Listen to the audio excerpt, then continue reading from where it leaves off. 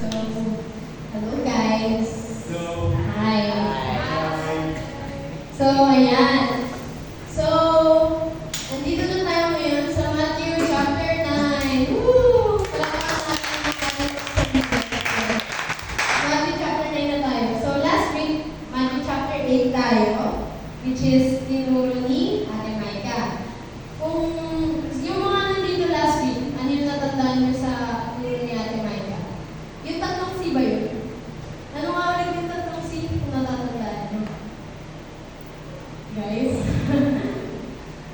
Sige nga, nakalimutan niya rin. Pero, nakalimutan ko yun talaga. Cure.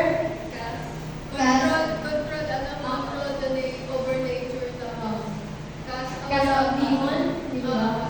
So, ayan. So, yung Matthew chapter 9, parang continuation lang din siya ng mga miracles of healing ni Jesus. So, alam ko naman na familiar din kayo sa iba't ibang story kasi ilang beses na din natin nabasa yung Matthew, Mark, Luke, and John, diba? So, yun nga, yung 4 Gospels kasi it is all about Jesus and sa mga ginawa ni Jesus bilang tao. Yun. So, sa Matthew chapter 9, nung binasa ko to, ang tawag dito, syempre, may mga nire-reveal din sa akin na title si Lord. Pero, dito ako nag-end. So, basahin natin sabay-sabay. 1, 2, 3, go. Because of your faith, it will happen. So, ayun yung title natin for today. Because of your faith, it will happen. So, para sa inyo, ano ba yung faith? Guys. Nasaan yung mic? Isa-isa, kahit one word. Ano yung faith? For you. Paniniwala. Paniniwala. Letting go Letting go. of another thing. Okay. Ikaw, ganyan. Ano yung faith para sa inyo? In one word. Love. Okay. Believe. Okay. Surrender. Surrender. Connection. Connection. Trust. Trust. Trust.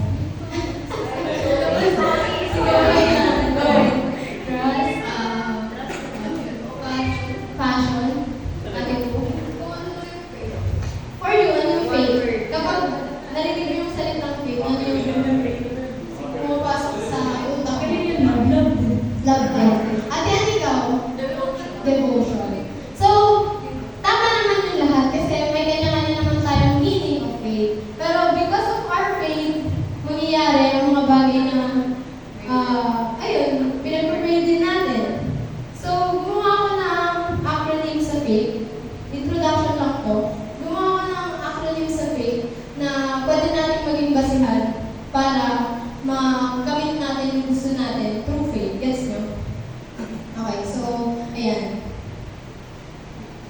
So, letter F is fearing God and knowing Him. Letter A, allow Him to control your life. Letter I, including Jesus in everything. Tapos B, trusting God's plan and purpose. Tapos H, honoring God with praises. Ano lang, parang naging revelation lang din yan sa akin ni Lord after ko basahin ng ulit-ulit yung chapter 9 ng Matthew. So, because of faith, ayun yung pwede natin gawin na characteristic or steps para ayun nga, ma-achieve natin yung gusto natin through faith. Gets? So, mag-start na tayo. So, sa Matthew chapter 9, meron siyang parang nahati siya sa parang 6 different stories, parang gano'n.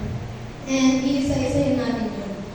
Tapos, syempre, babasahin natin. Tapos, magbibigay ako ng parang naging lesson or learning sa bawat stories na yun. So, ayan. Yan. Sa Matthew chapter 9, babasa ka sunod-sunod. Bye. Jesus forgives and heals a paralyzed man. Calling of Matthew.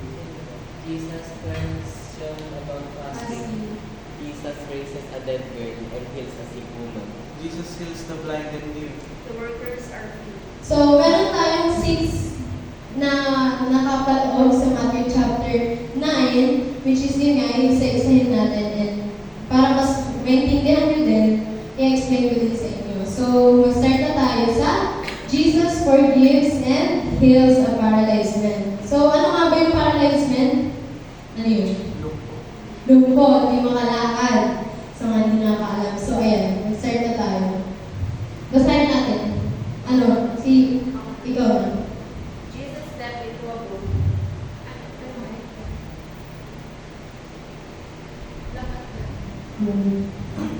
Verse 1. Jesus stepped into a boat, crossed over, and came to his own town.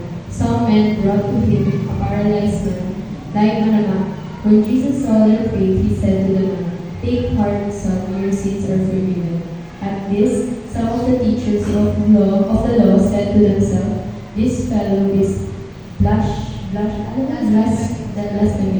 Knowing their thoughts, Jesus said, "Why do you entertain evil thoughts in your hearts?"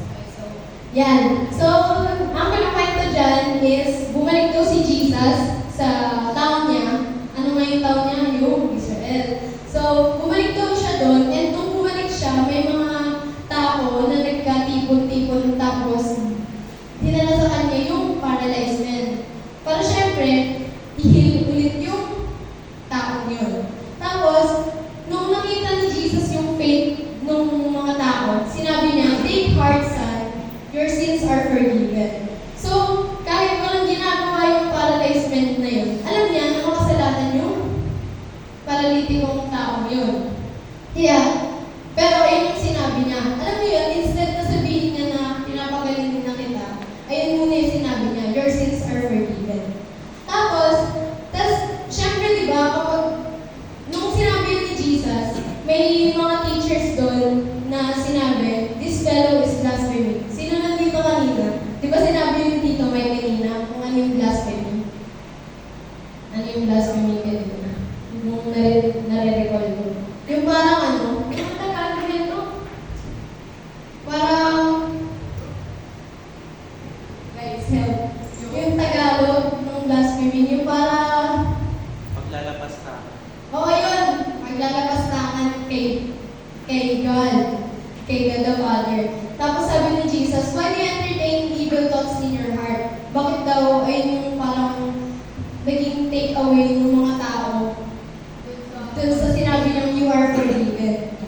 Tapos ayun, so sa next tayo, ate may kapakabasa. 5. Which is easier to say, "Your sins are forgiven," or to say, "Get up and walk"? But I want you to know that the Son of Man has authority on earth to forgive sins. So he said to the paralyzed man, "Get up, take your mat, and go home." Then the man got up and went home. When the crowd saw this, they were filled with awe, and they praised God who had given such authority to him. So ayun, sinabi tuloy ni Jesus sa mga tao, ano ba yung mas madaling sabihin? You are forgiven o to get up and walk. Pero sabi ni Jesus, sa ginawa niyang yun, sa sinabi niyang yun, gusto niyang patunayan na siya, na may authority sa earth na yun, kung time na yun, is kaya niyang magpatawad ng kasalanan. Kasi alam niya na makasalanan yung mga tao na nandun eh. So, ayun, grabe kasi hindi lang forgiveness yung binigay ni Jesus sa tao yun, kundi healing. So, makikita natin na sa part na to, hindi lang healing yung nangyari, kundi forgiveness. Ayun pa kayo noon eh, forgiveness, pinatawad na siya agad ni Jesus Christ kasi alam niya, makasalanan siya. Ito yun, ang galing kasi nakalakad yung lumpo, nakalakad siya. And nung nakita yun ng mga tao, syempre, yung iba na-amaze, yung iba natakot. And ayun yung nagpaano sila, na-praise si God. Kasi, yun nga, nagulat sila na biglang tumayo yung paralyzed man. So, ang lesson natin dito is, basahin natin lahat. Forgiveness and healing both flow from Jesus. So, ayan. So, yun nga, sinabi ko kanina, hindi lang healing yung binigay, forgiveness. Diba? So, hindi lang, ayun, kay Jesus nag-flow yun, yung forgiveness talaga. Sa kanya una nanggagaling yung forgiveness na kahit hindi natin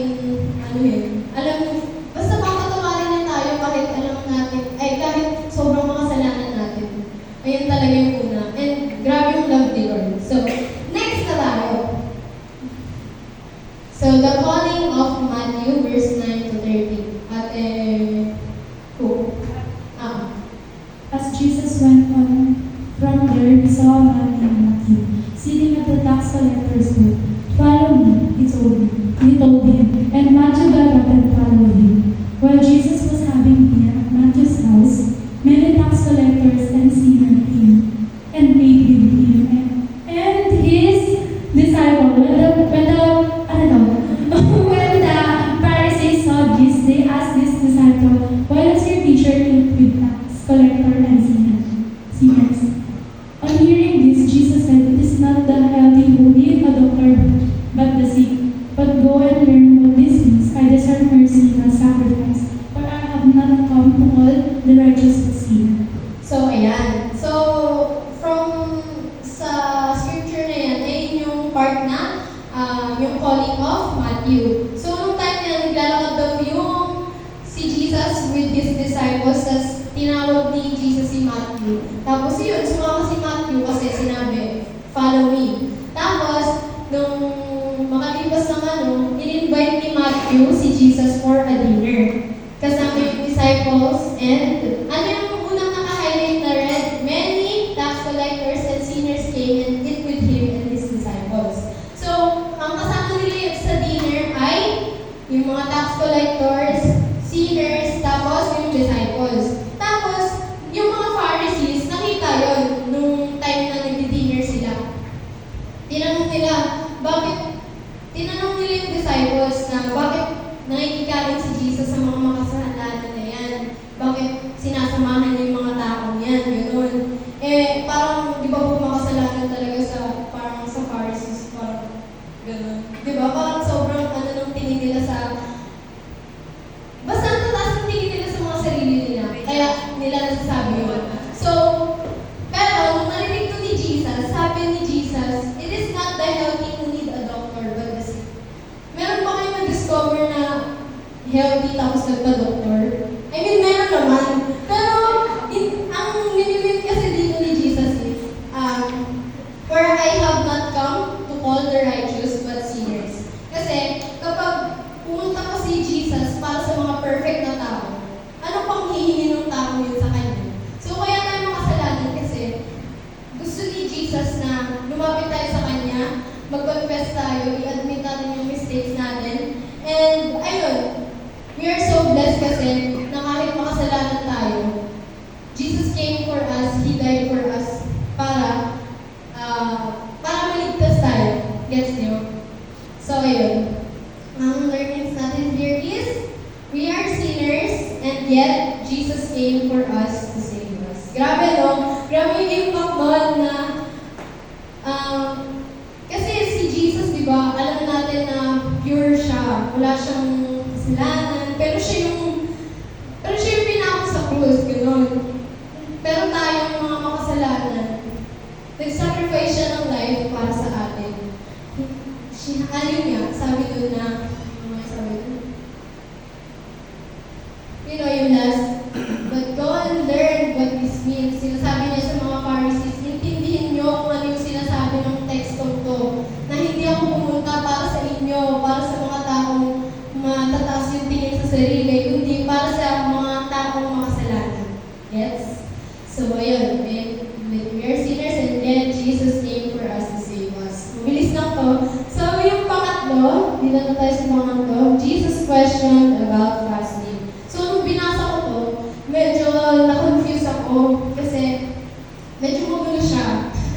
Hindi ko siya maintindihan nung una. Inulit-ulit kong binasa. Pero, ayun, nag-consult ako ng help for Tita Myla sa mga leaders natin na nakakataas. And mas naintindihan ko na siya. So, sino lang magbabasa? Ayan si Bay. Basahin mo, Bay. Ayan. Verse 14. And John's disciple came and asked him, "How is it that we and the Pharisees fast often, but your disciples do not fast?" Jesus answered, How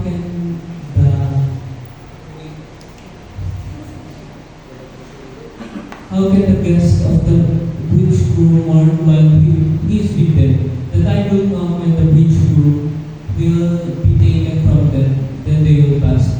No one sews a patch of unshrunk cloth on an old garment, for the patch will pull away from the garment, making the tear worse. Neither do people pour new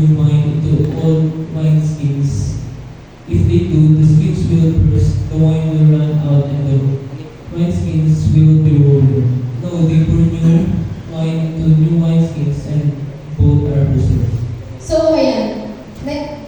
Nagets niyo ba nung binasa?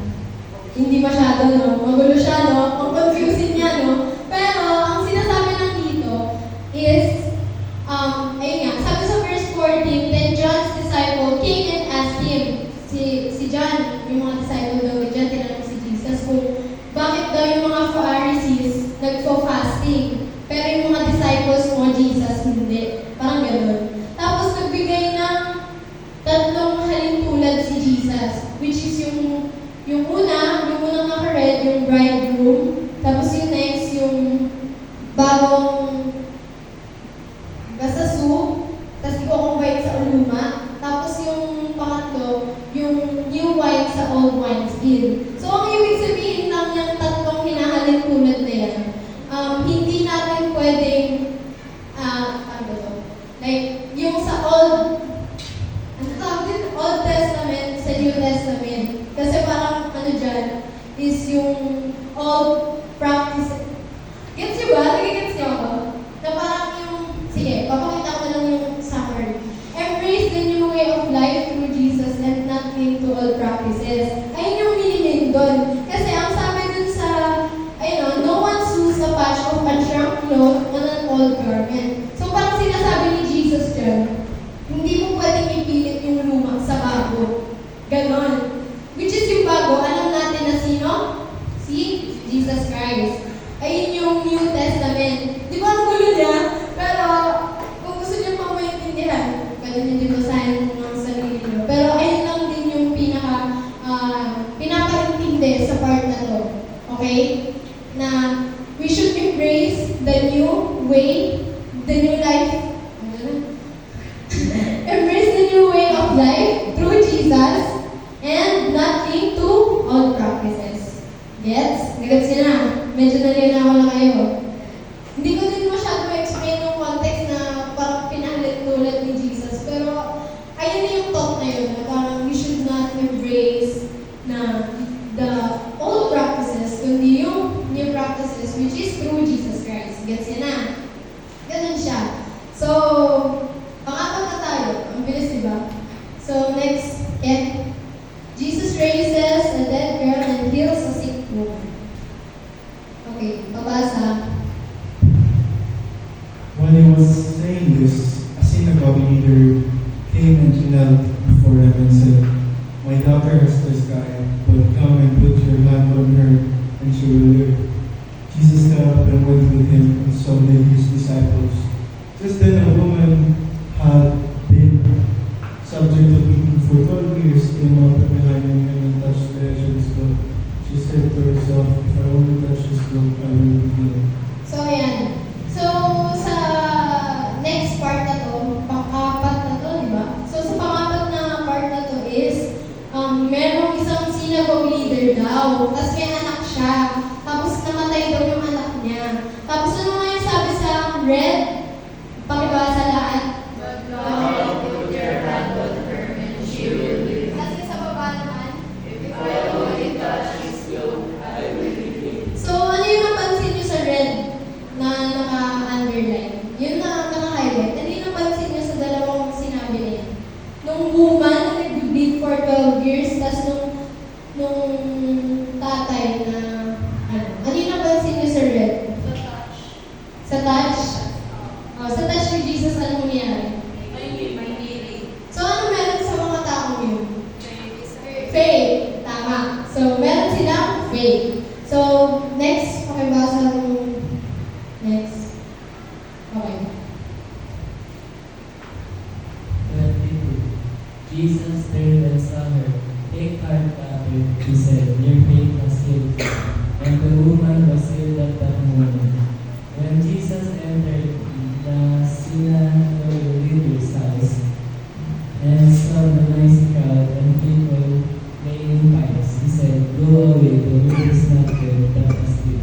But they laughed at him. After the crowd had been put outside, he went in and took the girl by the hand, and she got up. News of this spread to all the region. So, because of your faith, it will happen. Sa scripture na yun, dyan ko nakuha yung title na yun. Pero, ayun, balikan natin yung una. So, nakita naman natin na, grabe no, sabi nung babae, if I only touch his clothes, I will be healed. So, ganun ka-powerful yung naging impact sa mga tao doon. Kasi di ba meron naman na siyang miracles of healing na. So, syempre, parang nalalaman din ng ibang tao. So, ang gagawin nila, yung mga may sakit, lalapitan talaga si Jesus para ma-heal din sila. So, na-witness na nung synagogue leader, yung tatay ng bata, tsaka nung mismong babae na nag-bleed for 12 years, yung miracle na ginagawa ni Jesus. Kaya, nung nakita nila si Jesus, parang talagang inano na nila yung opportunity na kapag ginawakan ko lang to, kapag pinataw lang ni Jesus yung kamay niya sa akin, gagaling na ako. So, ayun yung, meron na agad silang faith. Tapos ayun, nung sabi ni Jesus, take heart daughter, he said, your faith has healed. Grabe no? Sobrang powerful ng faith. Because of your faith, it will happen. So, ayun. Ayun, para silang gumaling yung babae. Tapos akala pala ng mga tao, namatay yung babae, yung anak. Yun pala, sabi ni Jesus, natutulog lang kasi yung anak niyo. Ganon. Tapos, nung sinabi ni Jesus, syempre pinagtawanan siya ng iba. Kasi hindi naman lahat ng miracles na ginagawa ni Jesus parang amaze lang lagi yung tao. Like parang may mga tao na parang, sus, ano lang yan eh, parang keme-keme. Yung parang mga ganun lang. Pinagtatawanan pa nila si Jesus. And hindi natin itatanggi na naranasan talaga din yun ni Jesus kasi wala silang faith. Hindi pa nila na-feel kung ano ba talaga yung ayun. Basta, gumaling na nga yung dalawa, which is yung woman na nagbibid and yung daughter. So, ang ano natin dito is, the synagogue leader and the woman already saw the authority of Jesus. And because of their faith, the healing of Jesus happened. So, ayun. Yun nga, sinasabi ko sa inyo kanina. Kaya sila nagkaroon ng faith kasi, ito yung revelation sa akin ni Lord na parang, yun nga, na-witness na nila yung ginawa ni Jesus sa mga ibang tao na nandun.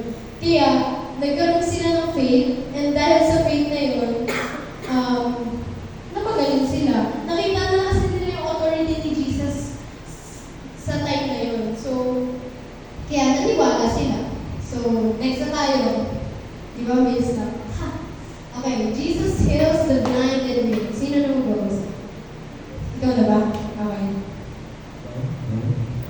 27. As Jesus went on from them, two blind men followed him, calling out, have mercy on us, Son of David. 28. When he had got indoors, the blind men came to him, and he asked them, do you believe that I am able to do this? Yes, Lord, they replied.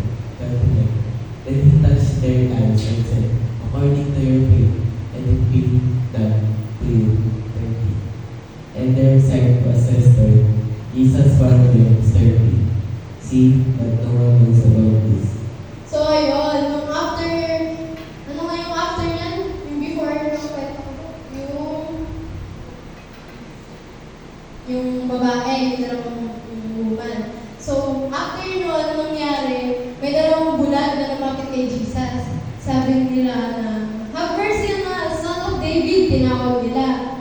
Kasi, syempre, gusto nilang makita ulit, gusto nilang makita kung ano yung realidad sa mundo. Kasi wala sila nakikita eh, blind nga eh. So, ayun. So, nung sinabi nung dalawa sa kanila, ng dalawa kay Jesus, sabi ni Jesus, naniniwala ba kayo na kaya kong gawin ko? Tapos ang sabi lang nila, yes Lord. Yung yes Lord na yun ang powerful kasi they have faith. Naniniwala sila na mapapagaling sila ni Jesus. So, sabi ni Jesus, according to your faith, let it be done. So, it is all because of our faith. It will always be because of our faith. So, according to your faith, let it be done. So, bumalik ulit sila, nakakita silang dalawa. So, next tayo, preach pabasa. But they went out and spread the news about him all over that region.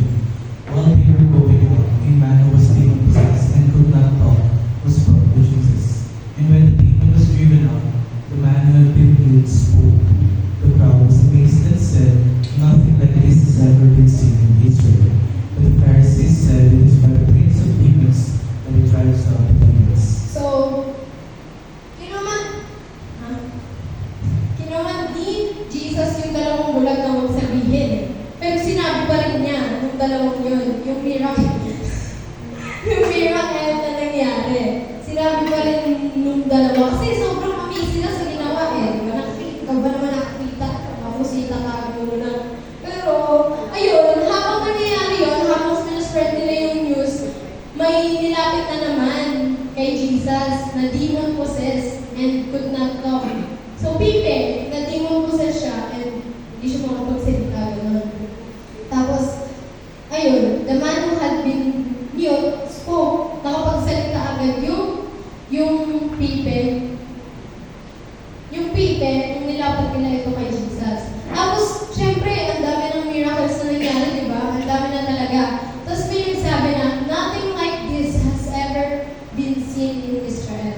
So, grabe yung work ni Jesus nung time na yun, na, ayun, grabe yung miracle na ginawa, miracle of healing na ginawa niya. Kasi ang dami niya nang napagaling eh. Talagang gusto niya ipakita din sa mga tao na hindi lang yung healing yung kaya ng ibigay, which is nga yung forgiveness din. Kasi alam niya ang makasalanan yung mga tao sa time na yun. And ayun nga, sabi ko sa inyo, pag miracle, hindi naman lagi amazed yung mga tao. Tignan niyo yung last verse. But the Pharisees said, it is by the prince of demons that he drives out demons. Ibig sabihin ng verse na yan, sinasabi ng Pharisees na parang nangyari lang yun, napakatgal na lang yung demon kasi inakusap niya doon si Satan para parang nakipagkuntsaba daw si Jesus kay Satan na parang tulungan siya na tanggalin yung demon na yun. Parang gano'n. Ganon. So, pinagtakanan na naman siya. Yung iba hindi naniwala. Yung iba hindi naniwala pa rin. Kasi, grabe yung miracle yun. So, next slide. Ayan. Ayun yung nireview sa akin ni Lord na sabi sa 2 Corinthians 5:7, pakibasa lahat. Ayun, kagaya ng mga bulag kanina, kahit hindi sila nakakakita. Actually, ang blessed natin, di ba? Kasi normal tayo. Pero kahit na, bakit ito ba? Pero kahit na meron tayong mga karamdaman or sickness na kagaya ng mga taong nandito nung time na to, pwede pa rin tayo mamuhay. May purpose pa rin tayo kasi we live by faith. And ayun yung importante. Ayun yung importante. For we live by faith, not by sight. Hindi tayo naniniwala na, depende. Kapag, parang sinasabi dyan, it is not about what you see. Gets you ba? It is not about the image of something. Ganun. Para mapaniwalaan mo. It is always about the faith. Because of your faith, it will happen. Yun nga ako rin ulit. Kasi faith talaga yung laging basihan natin dito. So next, last but not least, the workers are few. So pakibasa Ate Jewel.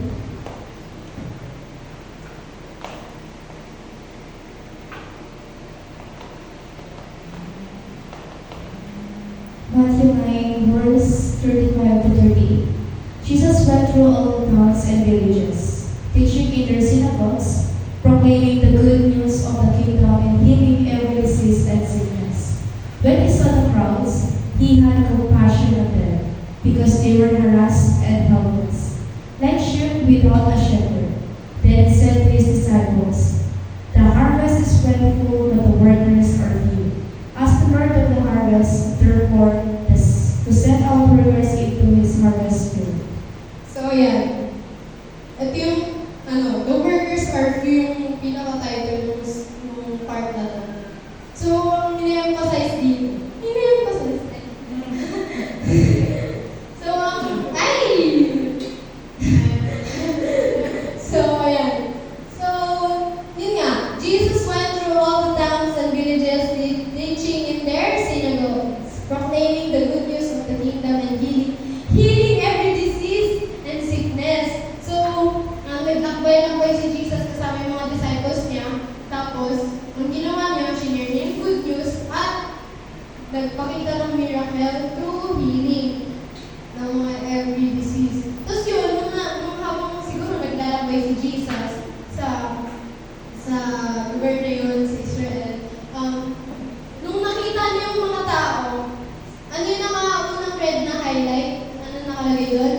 He had compassion on them. So, ang ibig sabihin niyan, naawa si Lord, naawa si Jesus Christ sa mga tao nung time na yun. Kasi they were harassed and helpless. Parang sinasabi ni Jesus doon na parang naawa siya sa mga tao kasi alam niyang parang tawag dito, parang hindi nila alam gagawin nila sa buhay nila. Kasi nga magulo eh. Parang ang gulo-gulo ng buhay nila. Kaya naawa si Jesus na parang, ayun, naawa siya. Kaya ang sinabi niya sa disciples niya, the harvest is plentiful, but the workers are few. Ano po ba kayo tinidyo? Ate, Jane. Ano pagkakaintindi?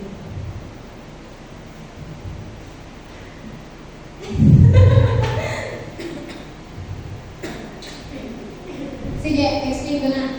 Okay, so the harvest is plentiful but the workers are few. Hindi ko din talaga alam yung meaning niya nung una. Parang ang gulo niya, parang ang hirap niya intindihin, pero binasa ko siya sa mga different version.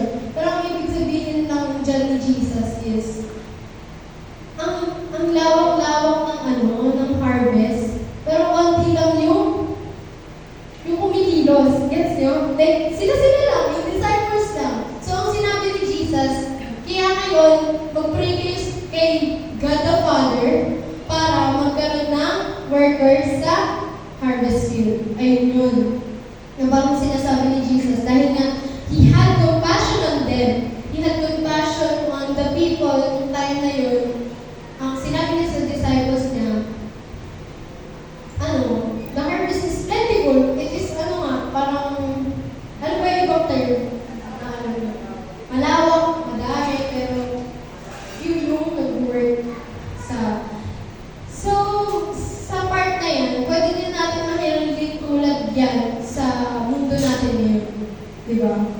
Like, nakikita niyo ba na parang sa mundo natin ngayon, ang laki-laki ng mundo, ang dami-daming tao, pero there are only few that are chosen. And isa tayo doon. We are so blessed na we are chosen by God. Kaya, ang gawin natin, i-work out natin yung faith na meron tayo at huwag lang natin siya i-keep within us, kundi i-share din natin yung faith na meron tayo sa ibang tao para maligtas din yung iba. So, ang summary ko sa part na to is, pabasa, lahat.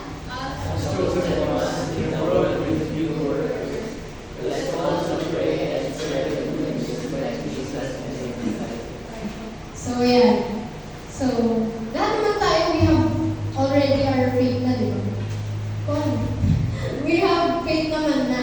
So, bilang mga chosen generation, chosen one, bilang child of God, alam natin na there are few workers ang meron ng mundo ko. Pero ipag-pray natin yung sarili natin and magkaroon tayo ng desire na i-share yung good news and ayun, yung mga testimonies natin sa life, sa iba, gaya ng ginagawa nila ni Jesus mismo, siya mismo yung gumagawa.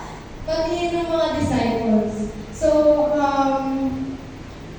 yun, because of your faith, it will happen. Balikan ulit natin yung acronym na ginawa ko, which is yung faith. Basahin natin lahat. Fearing God and knowing Him, allow Him to control your life, including Jesus in everything, trusting God's plan and purpose, honoring God with praises. So ayun, because of your faith, it will happen. Tandaan niyo lang yan, gusto niyo lang i-apply sa inyo. And doon na nagtatapos ang Matthew chapter 9.